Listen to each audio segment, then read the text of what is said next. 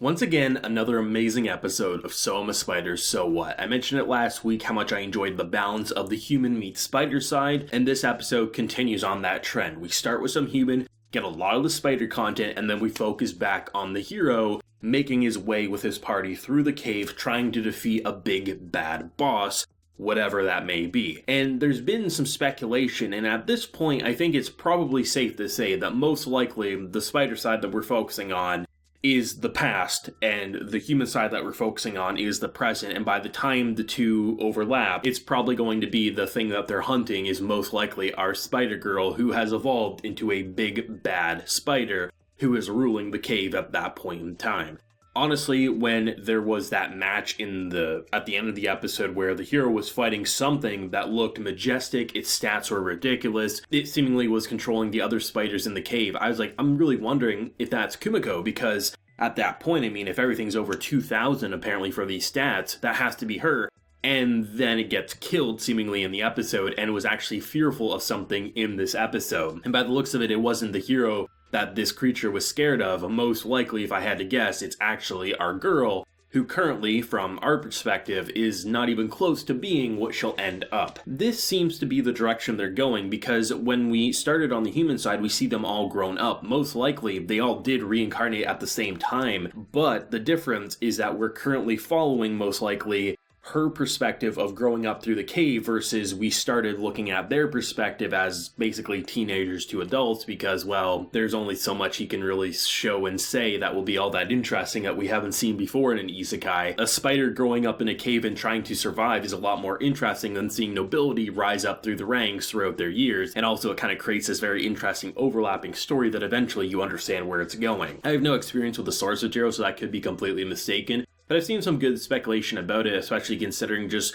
the way things are happening and based on how we are seeing like all the other classmates are currently adults, but she's basically an infant in spider years by the looks of it. So it does make total sense, and based on the fact that the hero and his party entered the location or seemingly was in the location that she should be at if the timelines are exact, it seems to me that, yeah, definitely by the time we actually do see her, we'll probably see her in her final form, whatever that's going to look like, and I'm quite excited for that. But I have to say, like, it was very interesting seeing a very powerful hero deal with threats that seemingly would kill most characters. And honestly, I was thinking, like I said, like, until the death blow, I was like, oh, that has to be our girl, and we just don't realize it, and then you see it get killed. I'm like, well, there's no way. We're only episode 6 out of 24 episodes, and this is an ongoing source material. There's absolutely no way that's happening. And if it really is that Kumiko is the character and the creature that they're after, most likely she's gonna kill the hero, right? And I mean, if that happens and then the other characters realize, what kind of overlap could that cause?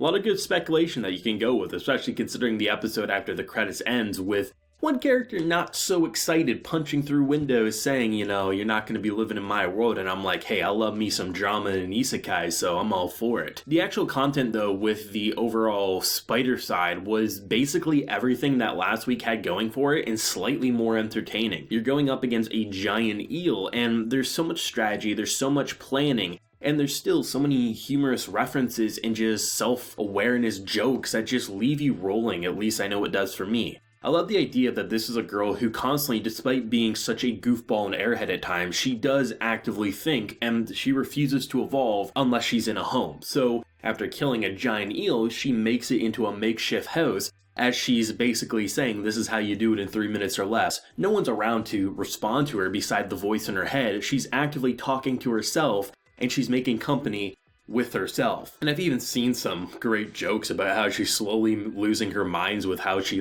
talks to herself, and now she has a skill that literally allows her to talk to herself. One voice will basically control the body as she controls the strategy. She has reached the point of no return for its technically insanity, and we'd have it no other way just for the entertainment value alone.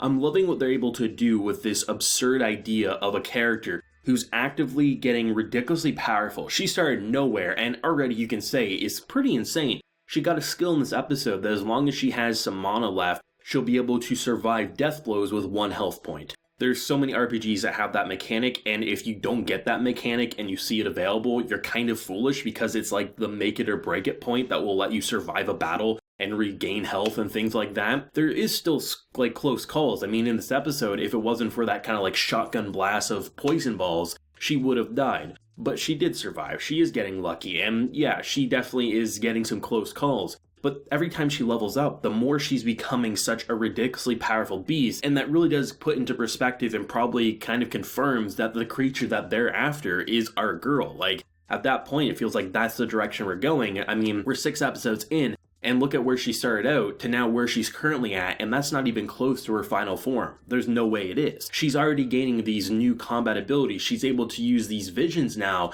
that she's actually able to predict, in the way they use the animation to have this like slow-mo effect to predict the future. There's so many little cute and cool gimmicks that really add a scene to make it become something that doesn't feel like your traditional survival isekai. This is a show that even if you remove her as being a spider and just like a small human trying to navigate the cave, it's very interesting to see how the mechanics intertwine, and the idea of abilities she wasn't able to use before because it gave her a ridiculous headache, now with her new skills are actually something that lets her see the world in completely new colors, which is really cool. I would honestly go as far to say I think this episode had my favorite animation for the show. I think, once again, when you're in the cave and you have all this magma and lava coming crashing down, you're dealing with serpents and eels and spiders, the 3D really works well, and I think it's quite good that the humans are 2D drawings, and for the most part, the spider and what she sees is generally 3D rendered with some 2D kind of blended in where it counts. It really does create an atmosphere that you have such fluid, fast-paced movements. These fights are some of the fastest and most well-directed I've seen this season. The fact that she's able to spin around, jump around, use her webs, and just the way they're able to